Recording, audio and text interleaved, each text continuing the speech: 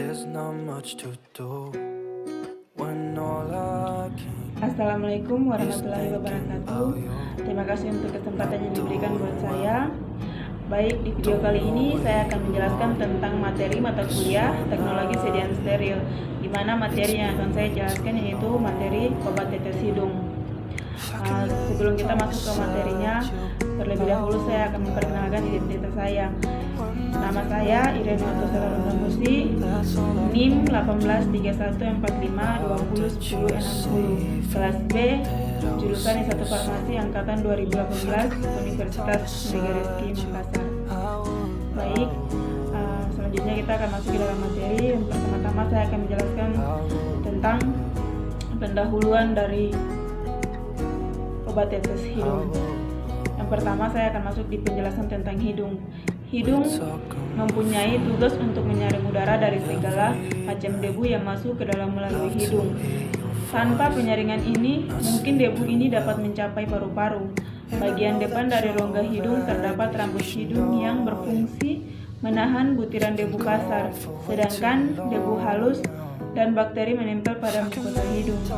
Dalam rongga hidung, udara dihangatkan sehingga terjadi kelembapan tertentu. Yang berikut yaitu mukosa hidung. Mukosa hidung tertutup oleh suatu lapisan yang disebut epitel respiratoris yang terdiri dari sel-sel rambut gitar dari sel leher. Sel-sel rambut gitar ini mengeluarkan lendir yang tersebar rata sehingga merupakan suatu lapisan tipis yang melapisi mukosa hidung di mana debu dan bakteri ditahan dan melekat. Debu dan bakteri melekat ini tiap kali dikeluarkan ke arah berlawanan dengan jurusan tenggorokan. Yang berikut, sediaan hidung. Sediaan hidung adalah salah satu sediaan steril yang digunakan pada rongga hidung untuk memperoleh suatu efek sistemik atau lokal berisi atau lebih bahan aktif. Sediaan hidung sebisa mungkin tidak mengiritasi dan tidak memberi pengaruh yang negatif pada fungsi mukosa hidung dan cilianya. Sediaan hidung mengandung air pada umumnya isotonik dan mungkin berisi eksipien. Sebagai contoh untuk melakukan penyesuaian sifat mereka untuk melakukan penyesuaian atau stabilitas pH, untuk meningkatkan kelarutan bahan aktif atau kestabilan sediaan itu. Obat tetes hidung atau biasa disebut OTH adalah larutan dalam air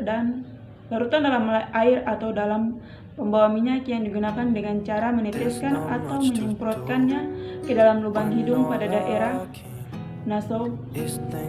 nasofaringel dan mengandung zat pensuspensi, pendampar atau pengawet. Lanjut, dari materi ini ada beberapa kategori sediaan hidung dapat dibedakan. Yang pertama yaitu nasal drops. Nasal drops ini adalah obat hidung yang digunakan untuk meringankan inflamasi membran hidung. Yang kedua itu ada nasal spray, di mana nasal spray ini adalah obat semprot hidung yang digunakan untuk penderita alergi hidung, rintis, alergi serta sinusitis. Yang ketiga yaitu nasal waes, yaitu adalah obat cuci hidung digunakan agar rambut gitar dalam permukaan hidung sehat, terjaga dan dapat berfungsi dengan baik. Yang berikut lanjut yaitu formulasi. Adapun formulasi dari obat tetes hidung yaitu komposisi di mana umumnya obat tetes hidung mengandung zat aktif, yaitu ada antibiotik.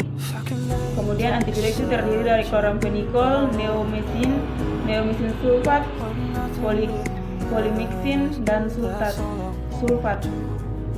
Yang kedua yaitu ada sulfonamida. Yang ketiga ada vasokonstriktor. Yang keempat adalah antiseptik. Antiseptik itu terdiri dari hidrogen dan peroksida. Dan yang berikut adalah anestesika lokal, di mana lidocaine ACL. Adapun bahan tambahan, yang pertama yaitu zat pembawa. Umumnya digunakan air atau minyak lemak atau minyak mineral, tidak boleh digunakan sebagai cairan pembawa obat tetes hidung. Yang pertama yaitu sediaan obat tetes hidung tidak boleh mengganggu aksi pembersih cilia epileha pada mukosa hidung. 2. Agar aktivitas cilia epitelea tidak terganggu, maka viskositas larutan harus seimbang dengan viskositas mukus hidung. Yang berikut, adapun pH sekresi hidung orang dewasa antara 5,5 sampai 6,5 dari pH sekresi anak-anak yaitu antara 5,0 sampai 6,7. Jadi buat pH larutan obat tetes hidung antara pH 5 sampai 6,7. Rinitis akut menyebabkan pergeseran pH ke arah basa. Peradangan akut menyebabkan pergeseran pH ke arah asam. Larutan sedikit asam akan lebih efektif bila digunakan untuk pengobatan demam dan infeksi sinistis. Obat-obat yang digunakan untuk pengobatan demam dan infeksi sinistis, obat-obat yang bersifat alkali dan meningkatkan sekresi basa, demikian juga sebaliknya. Pada kapasitas dapur obat tetes hidung sedang dan isotonis atau hampir isotonis karena kapasitas dapat cairan jus hidung rendah, maka larutan alkali dari sulfonamida tanpa dapat menyebabkan kerusakan. Selanjutnya yaitu bahan tambahan dari obat tetes hidung itu tersendiri, yaitu ada pensuspensi di mana dapat digunakan sorbitan atau span, polisorbit, twin atau surfaktan lain yang cocok kadar tidak boleh melebihi dari 0,01%. Yang kedua yaitu ada pengental, di mana larutan yang sangat encer atau sangat kental untuk menyebabkan iritasi mukosa hidung, yaitu ada metilselulosa. Kemudian yang berikut adalah pengawet antimikroba digunakan sama dengan yang digunakan dalam pengawatan larutan obat mata, di mana benzokonium klorida 0,01% sampai 0,1%. Yang berikut adalah tonisitas di mana kalau dapat larutan dibuat isotonis atau 0,9% NaCl atau sedikit hipertonis dengan memakai NaCl atau dextrosa. Yang berikut adalah filtrasi atau biasa disebut sterilisasi, yaitu filtrasi dengan menggunakan filter atau membran dengan ukuran pori 0,45 cm atau 0,2 panas kering. Sterilisasi gas dengan etilen oksida. Adapun langkah-langkah pembuatan.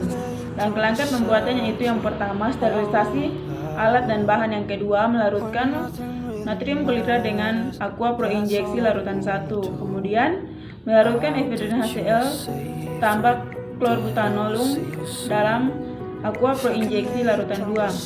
Yang berikut mencampur larutan 1 dan larutan 2 sampai homogen. Yang kelima menambahkan propilen glikol. Yang keenam ditambahkan aqua pro injeksi 10 ml. Yang ketujuh memasukkan ke dalam wadah, dan yang kedelapan yaitu sterilisasi akhir. Next, persyaratan dalam obat tetes hidung itu ada beberapa persyaratan, yaitu yang pertama viskositas, di mana viskositas itu penambahan bahan metil selulosa sebanyak 0,5% untuk mendapatkan viskositas larutan yang seimbang dengan viskositas mukosa hidung. Yang kedua adalah isotonis, di mana iritasi mukosa hidung tidak akan terjadi jika larutan isotonis atau sedikit hipertonis, namun larutan yang sangat encer atau sangat pekat dan menyebabkan iritasi mukosa hidung. Untuk tonisitis, kita dapat menambahkan NaCl dan dextrosa. Next, ada yang berikut yaitu isohidris, di mana keasaman pH sekresi hidung yang dewasa antara 5,5 sampai 6,5, sedangkan anak antara 5,2 0 sampai 6,7. Rinitis akut menyebabkan pergeseran pH ke arah basa, sedangkan peradangan akut menyebabkan pergeseran pH ke arah asam.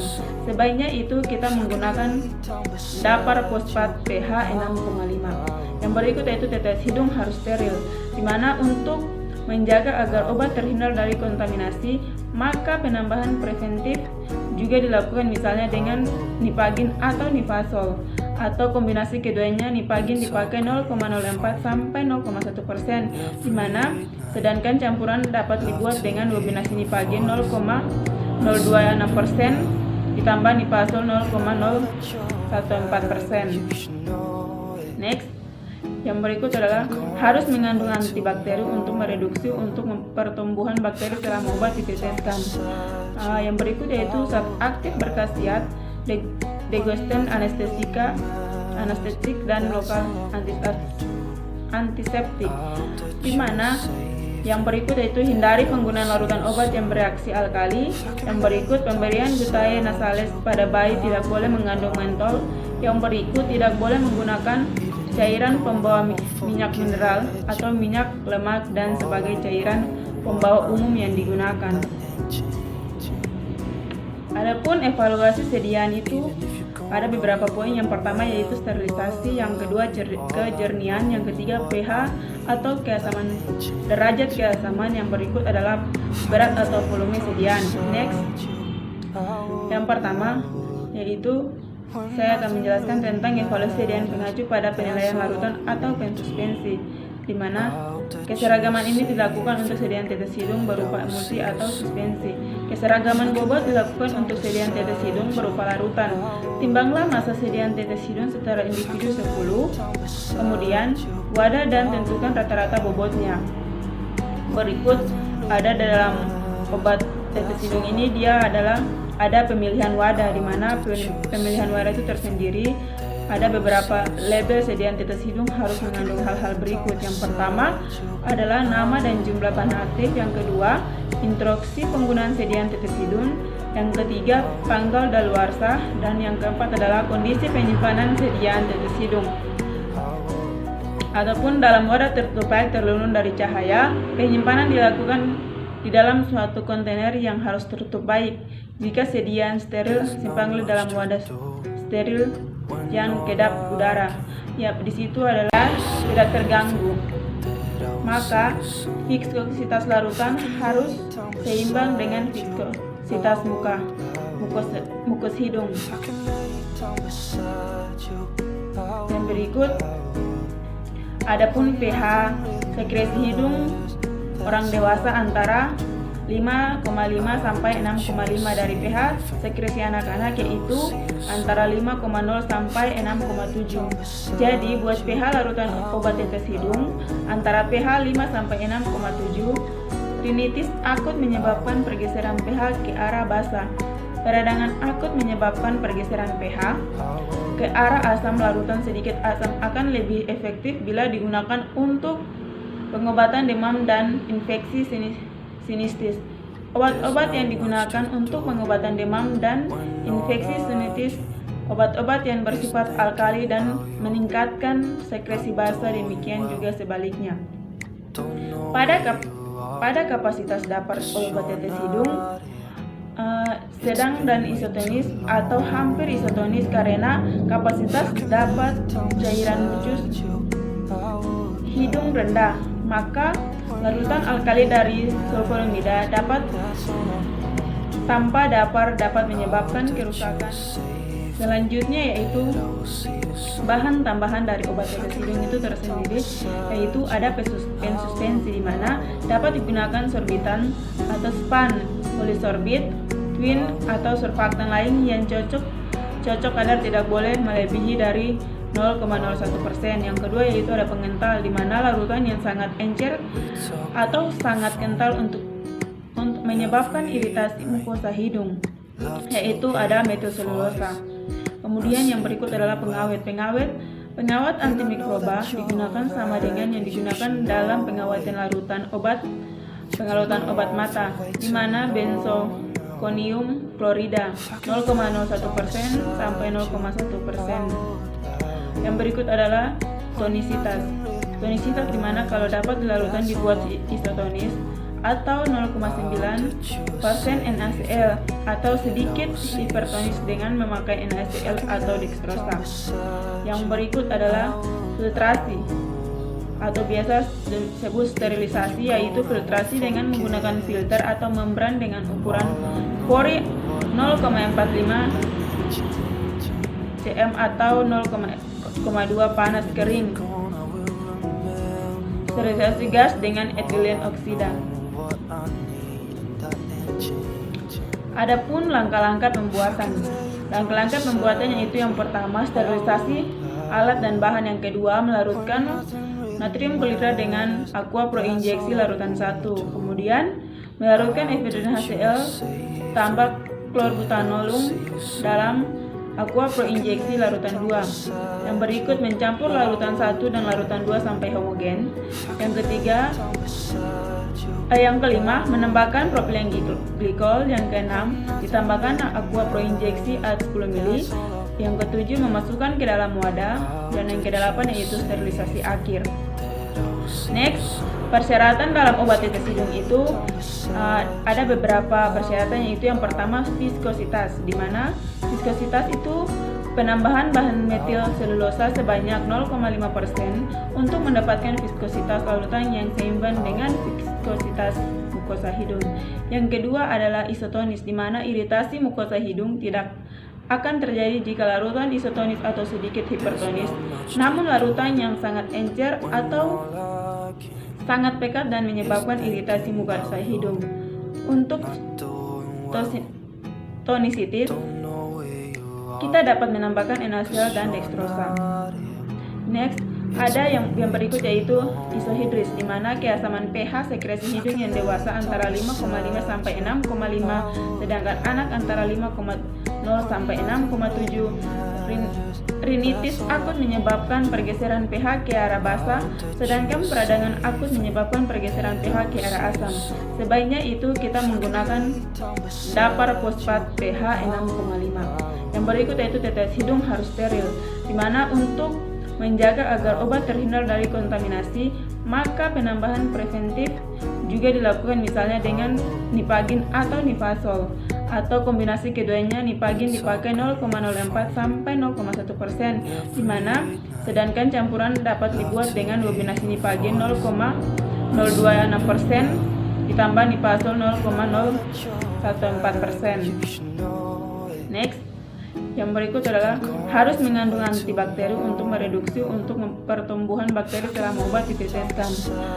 Yang berikut yaitu zat aktif berkhasiat degosten anestetik dan lokal antiseptik, di mana yang berikut yaitu hindari penggunaan larutan obat yang digunakan.